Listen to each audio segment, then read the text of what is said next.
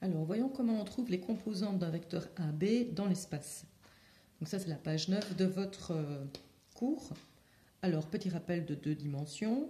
Il y a donc la vidéo qui fait les rappels, la synthèse des vecteurs en 2 dimensions. Donc ici, je ne vais pas m'étendre. Vous avez les coordonnées de 2 points. Pour trouver les composantes du vecteur AB, il faut donc faire l'extrémité moins l'origine, xb moins xa, 6 moins 2, yb moins ya, 5 moins 3, ce qui va me donner 4, 2.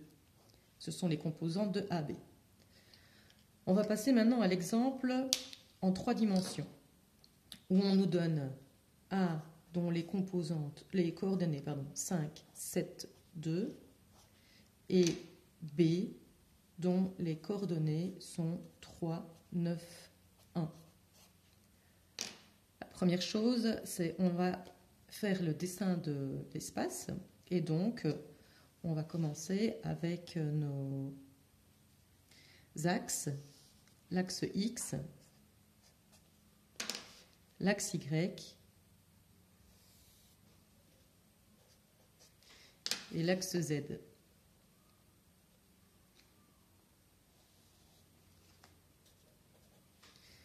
Alors, je vais mettre les unités. Sur l'axe X, je vois que je dois aller jusque 5. Je vais donc m'arranger pour mettre des unités pour avoir le 5. Voilà. Sur l'axe des Y, je vois que je dois aller jusque 9.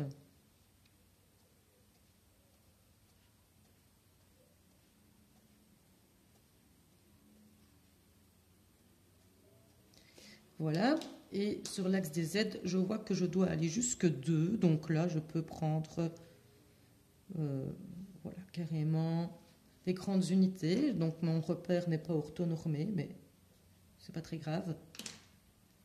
Donc je vais essayer de placer le point A. Le point A, il est x est égal à 5. 1, 2, 3, 4, 5. Je suis ici.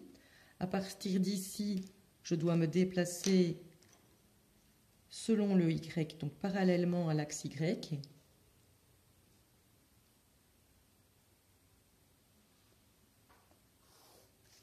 De 7 unités pour l'axe y. Donc je suis ici. Voilà. Donc ça, en fait, c'est le point qui est projeté dans le plan x, y. Et puis je dois encore le monter de 2 unités selon l'axe Z, donc parallèlement à l'axe Z.